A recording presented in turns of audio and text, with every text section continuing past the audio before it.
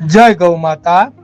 કરુણા સેવક ગૌ સેવા ચેરિટેબલ ટ્રસ્ટના ગૌ સેવકો દરરોજ નિયમિત રીતે વહેલી સવારે 4 થી 7 સમયમાં સુરતથી અંદાજે 25 કિલોમીટર દૂર આવેલી સુરત પાંજરાપોળ આખાકોલ ગામની ગૌશાળાના બીમાર ગૌવંશના વોર્ડમાં બધા જ બીમાર ગૌવંશના પડખા ફેરવી તેમની સાફ સફાઈ કરી, તેમની આંખમાંથી ચીપડા સાફ કરી, નાકમાંથી કફ સાફ કરી, ત્યારબાદ તેને પાણી પીવડાવે છે અને ત્યારબાદ બધા જ બીમાર ગૌવંશને સૂકો અથવા લીલો ઘાસચારો અર્પણ કરે છે.